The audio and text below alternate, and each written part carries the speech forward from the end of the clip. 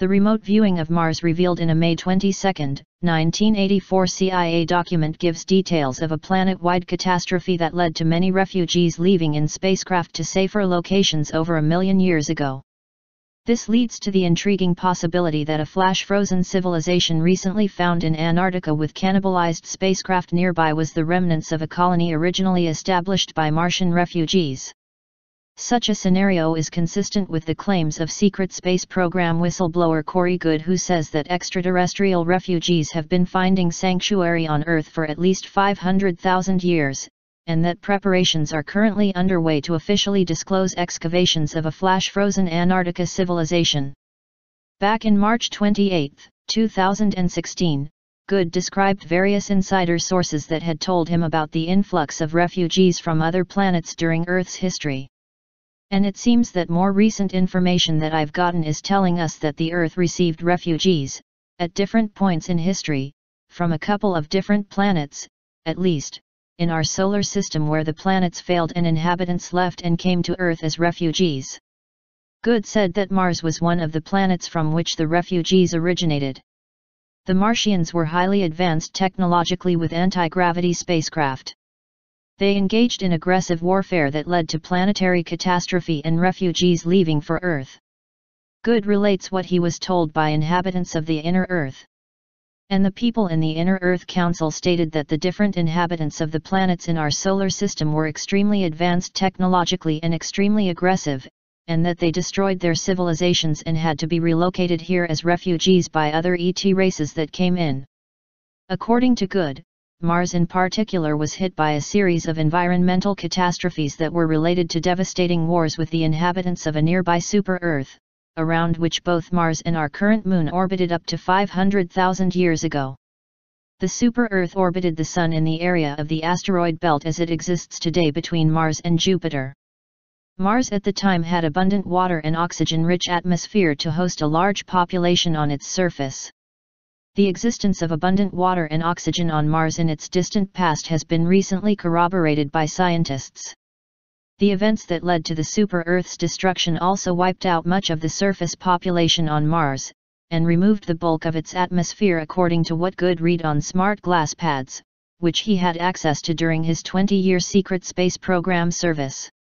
It was postulated that Mars was most likely a moon of that super-Earth, and that it was damaged heavily on one side by massive impacts.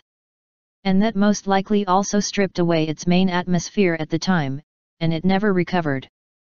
The force of the super-Earth's destruction propelled Mars into its present planetary orbit.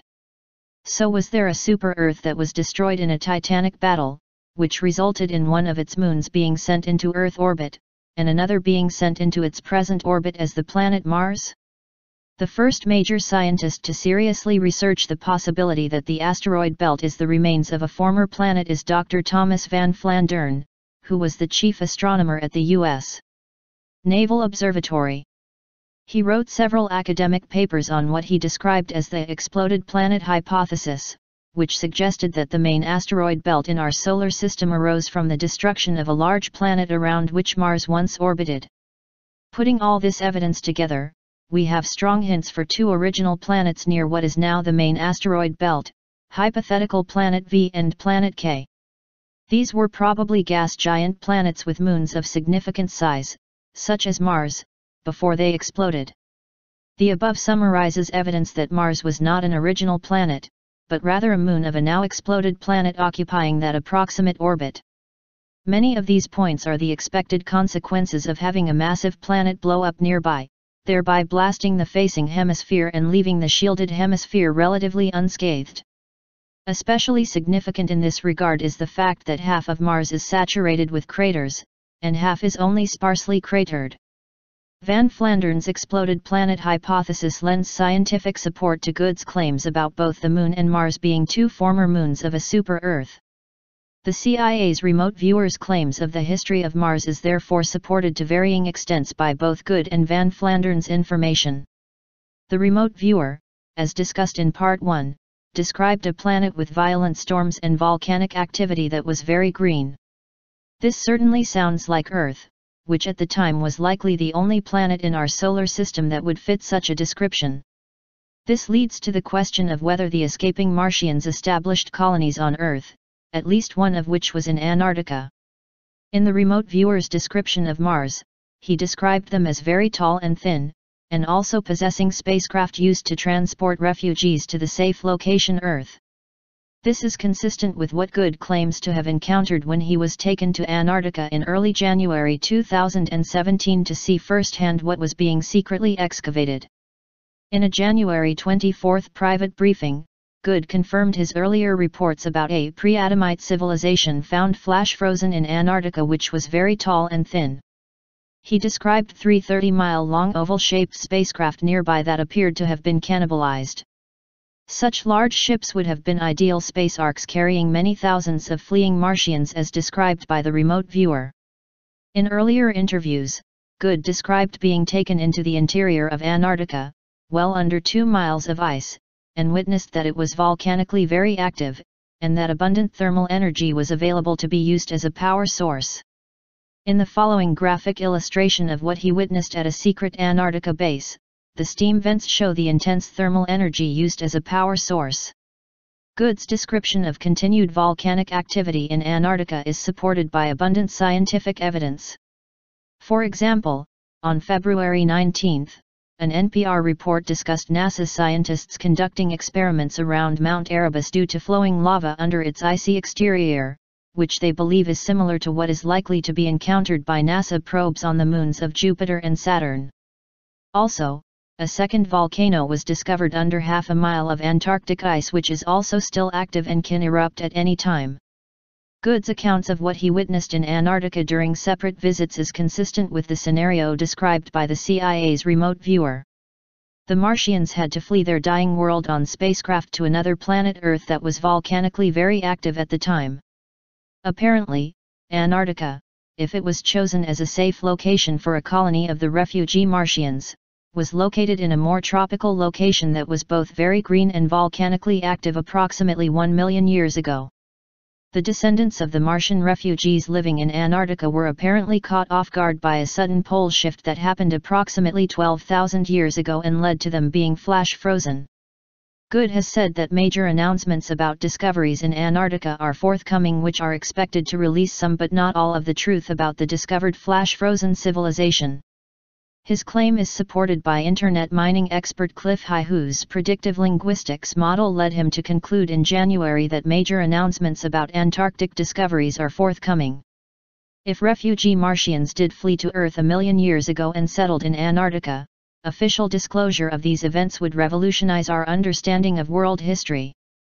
The digital release of declassified CIA documents detailing remote viewing experiments do contribute in an incremental way to the disclosure process. The truth about historic events in Antarctica would help significantly in our global civilization avoiding a similar fate to what prior civilizations have encountered on Earth and elsewhere in our solar system. Giants, shapeshifters, demons, vampires, monkey people, demigods, Anunnaki, Nephilim, and weapons of mass destruction. Welcome to the history you're not taught in school. Ladies and gentlemen, I am your host, Rex Bear. What you are looking at is the battle at Lanka, the Ramayana. This is an ancient battle that has been written about and passed down for generations. Thousands and thousands and thousands of years ago, people were more into science fiction than they are now. Or is science fiction science fact? Is fact more science fiction than science fiction? Well, what you're looking at is literally the depiction of these battles that went on between everything above that I just described to you. Are these texts copies of the Sumerian cuneiform tablets that talk about the demigods, the giants, the black-headed people that were manipulated, the archetypes that are linked to cosmic events and scenarios? Let me share with you also some information on the Ramayana. It's an ancient Indian epic poem which narrates the struggle of the divine prince Rama to rescue his wife, Sita, from the demon king, Ravana. Now, when you look at this right here at jita/society.com, I'll leave the links in the video description box for all of these screens that I'm sharing with you. The Kumbhakarna is a giant. Maybe a Nephilim. Maybe it's a huge weapon of mass destruction. And the way that it was described in these stories as being a huge giant like Jack and the Beanstalk. But let me read a couple parts to you real quick. The Kumbhakarna was thus disturbed in his sleep, which otherwise would have been months long. But before he could find out the cause for this, he began to eat and drink the heaps of meat and the pots of blood and wine kept ready for him. One thing I want to add is this being, let me share a picture with you what he looks like. This guy right here is the younger brother of Ravana in the famous epic that I'm going to be reading to you here in a minute, parts of that we're describing, the Ramayana. Now, he is a huge monster with a great appetite. He's described as good character and a great warrior, although he killed and ate many monkeys, only to show his power. Now, when it actually gets into the battle, kind of reminds me of some type of just incredible weapon. You know, maybe he really was this giant. Maybe he really was what is described in the Book of Enoch when they put a reference point on how big these giants actually are. Hundreds of feet tall. And it certainly is possible. But what's up with all these depictions of giants and monkey people back in the day? In multiple cultures, multiple civilizations for thousands of years, if it wasn't real. Now, the Vanara is the monkey people. This is the group that's referred to as living in forests. They're depicted as monkeys. Literally. Look at this. And then you've got the blue demigod, which reminds me of the tall blues that you've probably seen in TV shows and movies that are usually at either the top or close to the top of the apex when it comes to the control grid of certain extraterrestrial species. They're the ones controlling the ship. They're the pilots. They're the captains. Now, certainly, I wouldn't say they're above the mantis. Yet, I would say for their dynasty, the blue ETs are upper echelon. They're above the grays, at least the ones that are depicted in the Hollywood shows. So, could this blue being actually be an extraterrestrial? Now, Rama, once again, if we take a look at this picture of Rama, you'll see he's depicted as blue. He's considered a very kind God, caring God, with a high set of morals and standards. From the research that I've done thus far, I haven't dove deep enough yet to verify that I think this guy has high morals. From the little bit that I have read, though, that's what these texts are claiming, and so far it seems to be pretty good. Now, like for example, the word with two contextual meanings, Rama, in one context is found, states dark colored, black, as is related to the term, which means night. In another context is found the word meaning pleasing, delightful, charming, beautiful, lovely. The word is sometimes used as a suffix in different Indian languages and religions. Now, he is also the seventh avatar of Vishnu.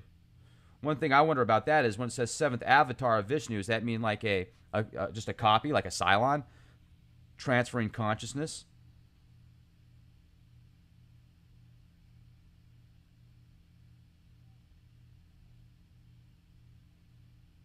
Now, the Vishnu avatar named Rama is also known by other names. He's called Ramachandra, beautiful, lovely moon. It's the descendant of Rahu, the solar dynasty in Hindu cosmology. The root of the word Rama is Ram, which means stop, stand still, rest, rejoice, be pleased. So there's a lot to this deity. Now let's get back to the vampires. Now let's talk about the demons, the Rakshasa.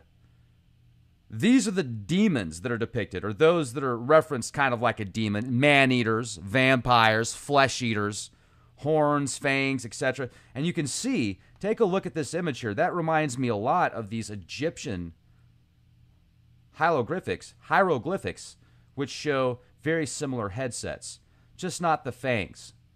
You will see, I can definitely see the solar deity energy there. The horns, the central grid pattern, the archetype bridging from the left to the right of the sun, the higher third eye. Yet what's up with the fangs? Don't mess with that dude. He's a man-eater. And here's the giant again. Depictions of this giant eating the monkey people for his brother. And this is where he gets slaughtered because he finally gets taken out. And they start cutting off his body parts. And then he starts walking around with stubs, it says. And they finally cut off his head. And then his brother gets sad. And here's some more images of the monkey people. Here is Kishkinka, which is described in that Ramayana as a higher archetype monkey, one of the higher titled positions. And then the Hanuman, not a human, but a Hanuman. Isn't that interesting? If you take out the AN, you've got human. This is another divine monkey and devotee of Rama.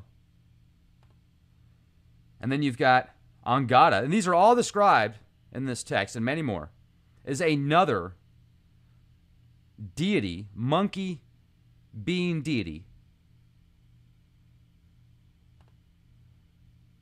And then we'll just jump back here to the Rakshasa. What is this?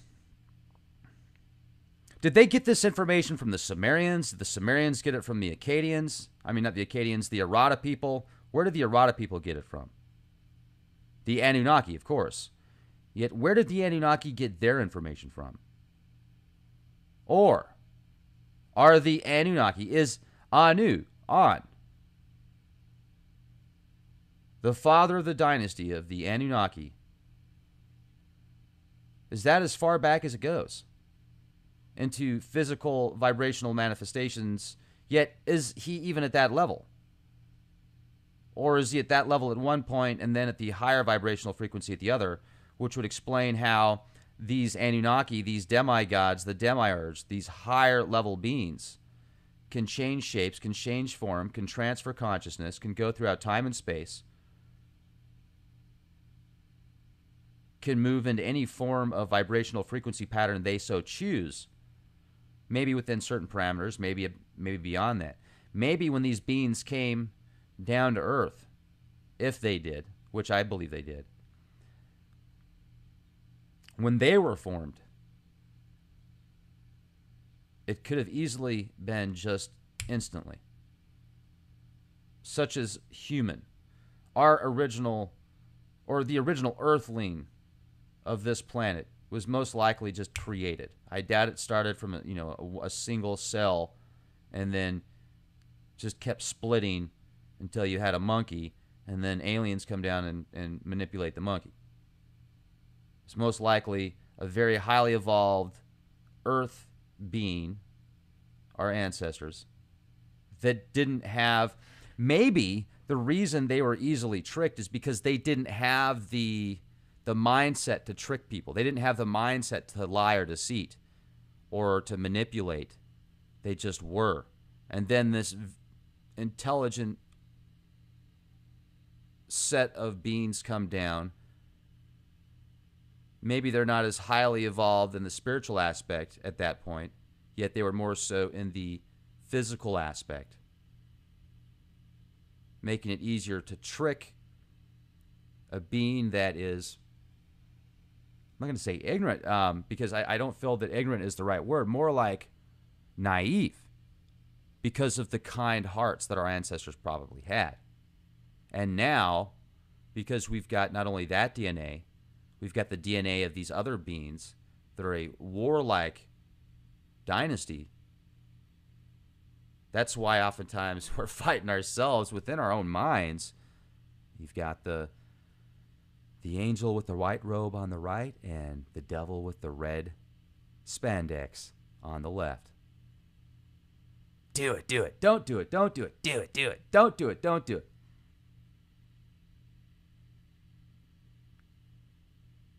I wonder what it would be. I would really, I think the next heavy meditation that I do, the real deep meditation, I'm going to go as far back as I can and find the primordial form, the original earth being. What was the original earth being? Who was the original earth being? What opportunities did the original earth people have? Strong points. And when you get into this whole transhuman movement now, where people are like, oh, I don't want to extend my life, that would be taking away from God, or that would be messing up what God did naturally. Do you really think you're the natural form of what God made? You don't think you've already been messed with for years, decades, previous generations? Wouldn't it be neat to find out what the original copy was, what our original version was like? I'm going to do some more research into that and find out. I want to go way, way back.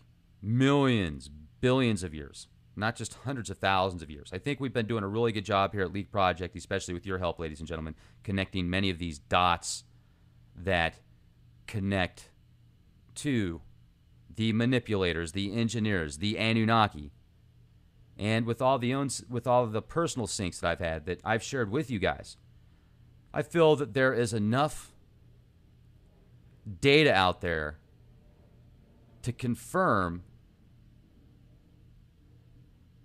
over 50%, to validate over 50%, thinking about 75% conservatively, that there is a off-world or an entity that was and is manipulating the higher levels of government and business and many people around the world right now, that is was either originally off-world and came to this planet, or survived these cataclysms and continued to evolve. Maybe it left the planet, came back. Maybe it was under the center of the earth.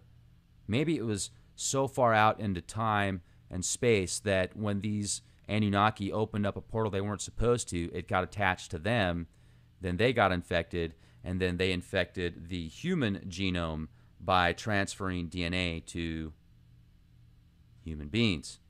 So therefore, we have to deal with that as well. That might explain when some people feel that